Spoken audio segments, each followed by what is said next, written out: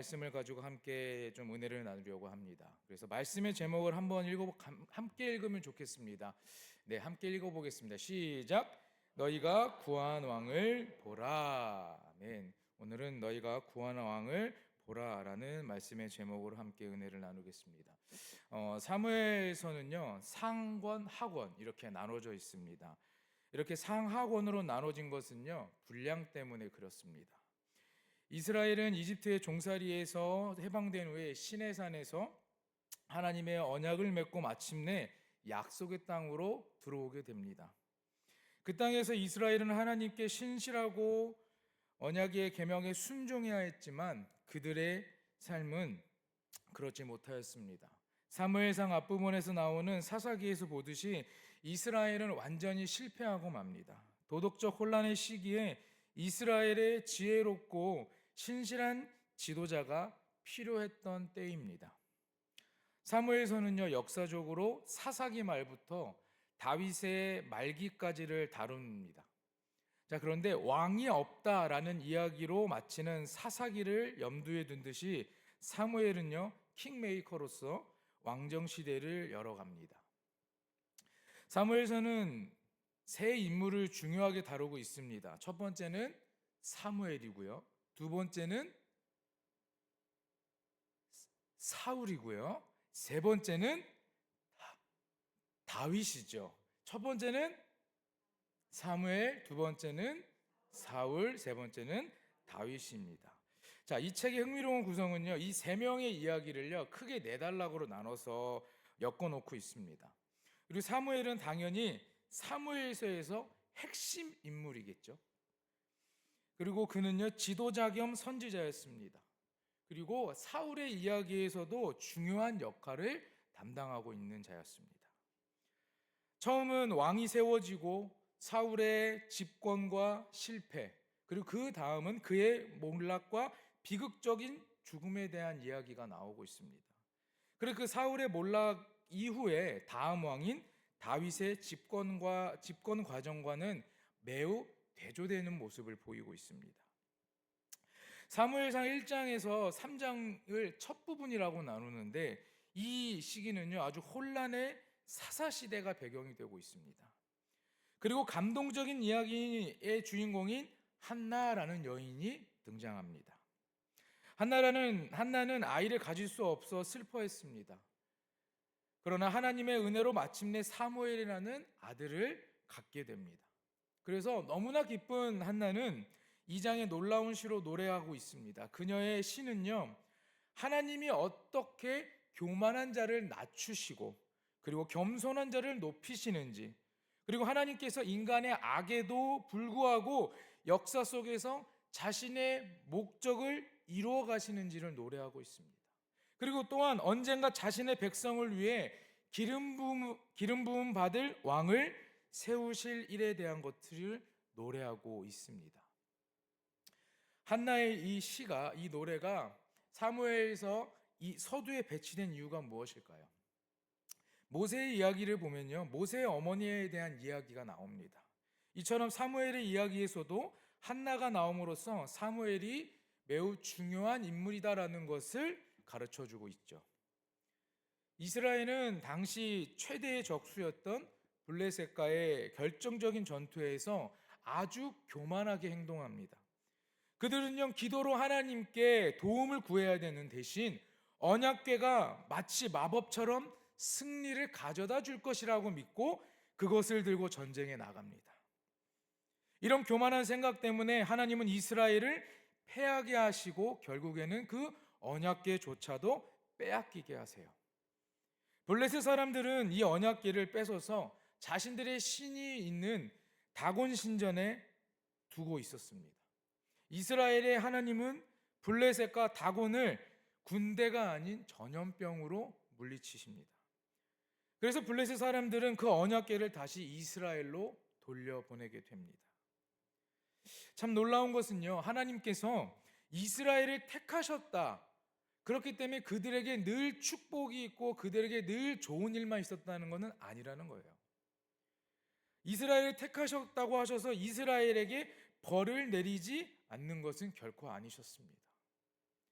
블레셋뿐만 아니라 자기 백성의 교만도 낮추시는 하나님이셨습니다.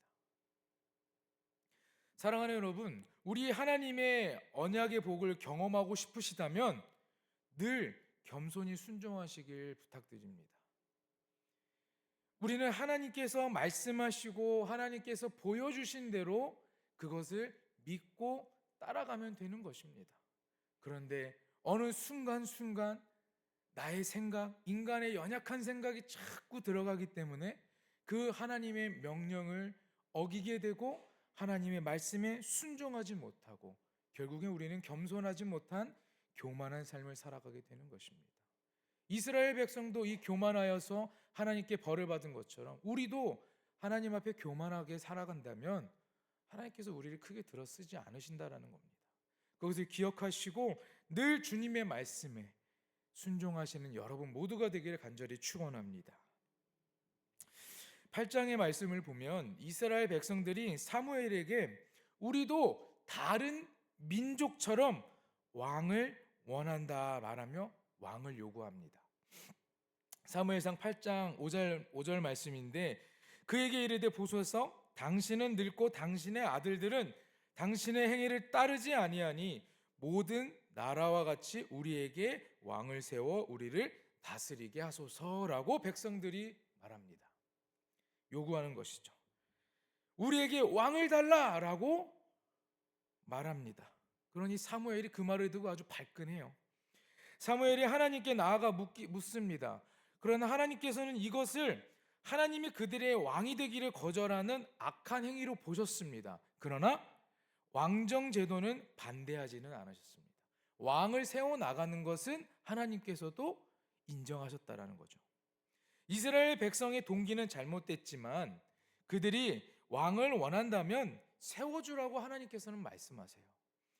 8장 7절과 8절 말씀입니다. 여호와께서 사무엘에게 이르시되 백성이 내게 한 말을 다 들으라.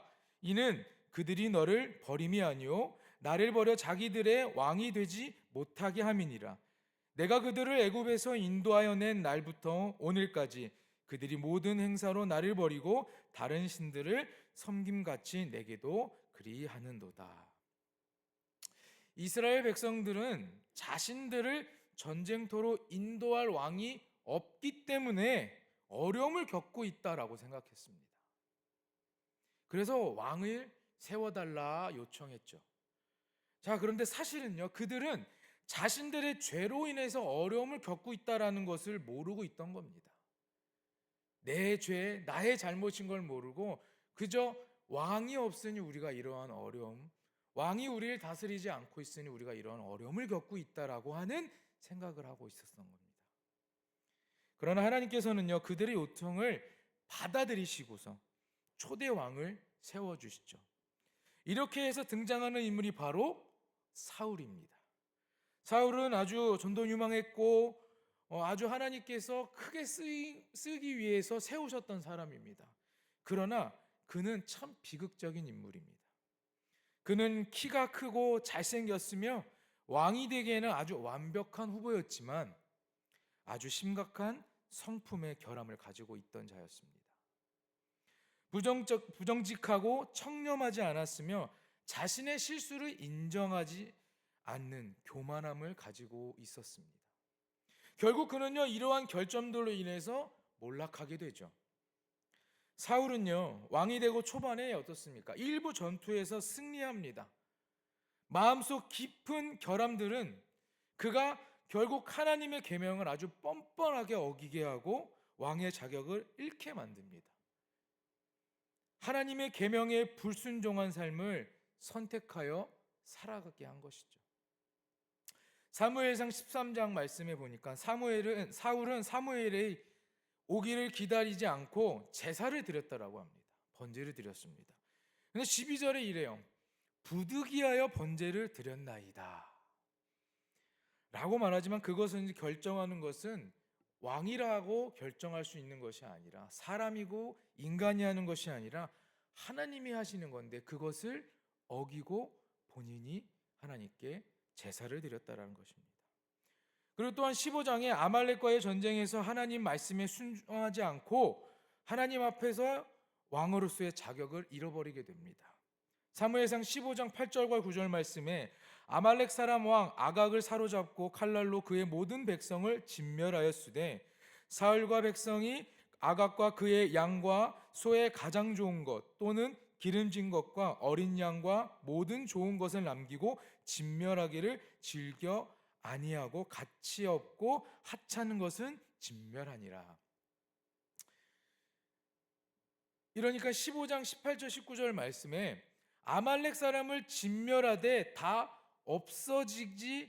없어지기까지 치라 하셨거늘 어찌하여서 여호와의 목소리를 청종하지 아니하고 탈취하기에만 급하여 여호와께서 악하게 여기시는 일을 행하였냐고 이야기를 듣습니다. 그러자 사울은 사무엘에게 이렇게 말합니다. 나는 여호와의 목소리를 들었다. 청종하여서 여호와께서 보내신 길로 가서 아말렉 왕 아각을 끌고 왔고 아말렉 사람들을 진멸하였다라고 얘기를 합니다. 그러나 하나님께서는 거기에 있는 모든 것을 진멸하라고 하였지만 어떻습니까? 15장 8절 9절 말씀이 제가 읽어드린 것처럼 그의 양과 그의 가장 좋은 것과 또 기름진 것과 어린 양과 모든 좋은 것은 남기고 그 이외의 것들, 가치 없고 하찮은 것들만 진멸하였다라는 것입니다. 그러나 하나님께서 말씀하신 것은 그것들을 남겨놓으라고 말씀하신 것이 아니라 그것들까지 모두 다 진멸하라는 것입니다. 어떻게 보면 아까워 보일 수도 있습니다. 그것들을 가지고 우리가 하나님께 제사를 드릴 수도 있어요. 그걸 하나님께 드릴 수도 있습니다. 그러나 하나님은 그것을 원하신 것이 아니라 그곳에 있는 모든 것을 진멸하라고 말씀하셨으면 그냥 그것에 순종하고 그것들을 다 멸하면 되는데 인간적인 생각이 앞서기 때문에 인간의 생각으로 봤을 때 이것을 가지고 하나님께 제사 드리고 하나님께 드리면 하나님이 기뻐하시겠다라는 그런 어리석은 생각 때문에 하나님의 말씀에 결국엔 순종하지 않는 삶이 되었던 것이죠. 사무엘은 13장과 이 15장에 이러한 사울과 백성들의 행동에 대해서 경고하고 있습니다. 하나님 앞에서 겸손하며 신실한 왕만이 이스라엘의 유익이며 그렇지 않으면 멸망을 초래할 것이라는 것을 말하고 있어요. 이스라엘은 겸손하고 신실한 왕이 필요합니다. 사랑하는 여러분, 하나님께서 기대하시는 왕은요, 말씀에 순종하는 왕입니다. 이 왕이라고 하는 것뿐만 아니라 하나님께서 우리에게 원하시는 것은 말씀에 순종하는 것입니다. 여기 있는 이 최 목사도 하나님 말씀에 순종하는 자가 되어야 되는 것이고 함께 예배드리시고 신앙생활 하시는 여러분 모두도 하나님께서 여러분에게 말씀하시는 그 말씀에 순종해야 되는 것입니다. 그렇게 따르다가도 어느 순간 내가 내 생각과 내 기준으로 세상을 살아가고 있을 때가 너무나 많지 않습니까? 2번이나 하나님 말씀에 불순종한 사울에게 하나님께서 그를 대신해서 새로운 왕을 세우실 것을 말씀하십니다. 하나님 앞에서 왕으로서의 자격을 잃어버리게 되는 것이죠. 그 후 사울은 몰락이 시작됩니다. 교만한 사울을 하나님께서는 낮추시고 동시에 하나님은 새로운 왕을 세우려고 일하고 계십니다. 사울 다음으로 왕이 된 것은 누구죠, 여러분? 다윗입니다. 그는 정말 보잘것없는 자였습니다. 양을 치던 소년이었어요. 그는 왕과는 거리가 멀어 보였습니다. 그러나 우리가 너무나 잘 알고 있는 다윗과 골리앗의 이야기에서 우리는 하나님이 다윗의 집안이 아닌 그의 순전하고 겸손한 믿음을 보고 그를 택하셨다라는 것을 알 수 있습니다. 어떻게 보면 사울과 다윗 이 두 사람의 모습은 이들의 삶은 참 대조가 됩니다. 사울은요, 외모가 아주 준수하고 외모가 기준이 되었던 사람입니다. 그러나 다윗은 마음의 중심이 기준이 되었습니다. 사울은 골리앗이 말한 그 말을 듣고 두려워했지만 다윗은 만군의 여호와의 이름으로 의지하여 골리앗을 무찌렀습니다. 사울이 여호와의 영이 떠나 악령으로 고통받을 때에 다윗은 수금으로 사울을 위로하고 그 악력을 떠나게 하였습니다. 사울을 블레셋의 전쟁을 계기로 다윗을 죽이려고 했지만 다윗은 계속해서 블레셋에게 승리하였습니다. 그리고 사울은 시기심과 편집증으로 다윗을 죽이기 위해서 그를 계속 쫓아다녔지만 다윗은 이러한 상황에서도 여호와를 의지하며 살아갔습니다. 사울은 요나단, 미갈 등 주위의 많은 사람들을 점점점 잃어가고 그들이 사울과 멀어지게 되었지만 다윗은 요나단과 미갈을 비롯하여 백성들에게 점점 사랑받는 사람이었습니다. 사울은 왕으로서 리더십을 잃어갔지만 다윗은 왕으로서 점점 준비가 되어갔습니다. 사울은 신접한 여인의 말을 들었지만 다윗은 선지자의 말을 듣는 사람이었습니다.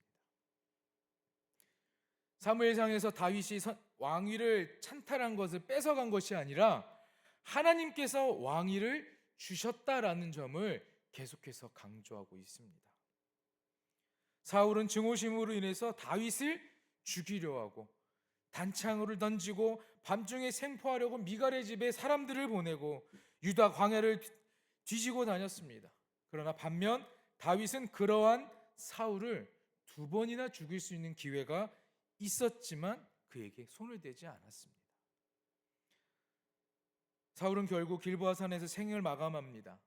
다윗이 그의 죽음과는 관계가 없다라는 것을 보여주죠. 이렇게 사무엘상은요, 사무엘의 몰락으로 막을 내리게 됩니다. 사무엘의 이야기를 시작해서 사울의 이야기와 사울이 망하면서 다윗이 세워지는 이야기까지가 사무엘상의 이야기를 말합니다. 사울은 영적으로 둔한 자였지만 다윗은 하나님을 전적으로 의지했던 하나님의 사람이었습니다. 이것이 바로 두 사람의 차이인 것이죠.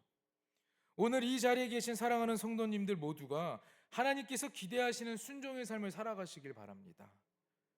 우리 모두가 하나님의 사람이 되기를 간절히 축원합니다. 사무엘서의 이야기는 한나의 노래, 한나의 시의 주제들과 상통합니다. 교만한 사울과 골리앗은 낮추시고 또한 겸손한 다윗은 높이십니다. 다윗이 새로운 왕으로 세워지는 과정 속에서 사울은 점점점 미쳐갑니다. 그리고 오히려 다윗은 권세를 얻기 시작하죠. 다윗은 사울의 군대장이 되어서 싸우는 전투마다 승리하고 명성을 얻게 됩니다. 사울은 질투심에 사로잡혀 다윗을 찾아내 죽이려고 계속해서 쫓아다녔습니다. 다윗은 아무런 잘못도 없이 사울을 피해 광야로 도망갔지만 그곳에서 그는 계속해서 기다릴 뿐이었습니다. 여기서 사울과는 다른 다윗의 모습을 보게 됩니다. 다윗은 분명 사울을 죽일 기회가 여러 번 있었지만 그를 죽이지 않았습니다. 다윗은 하나님의 사람이었기 때문입니다. 다윗은 하나님을 신뢰하는 사람이었기 때문이죠. 사울의 이야기는 우리에게 나의 성품의 결함이 나의 주변 사람들을 어떻게 하는지, 내가 어떻게 살아가야 되는지를 다시 한번 생각하게 합니다. 우리는 하나님의 도우심을 받아 겸손히 나의 어두운 면을 다루고 사울처럼 되지 않기를 늘 우리의 삶을 돌아보면서 우리는 살아가야 할 것입니다. 하나님께서 사울을 들어 사용하신 것처럼 우리를 사용하실 수도 있습니다.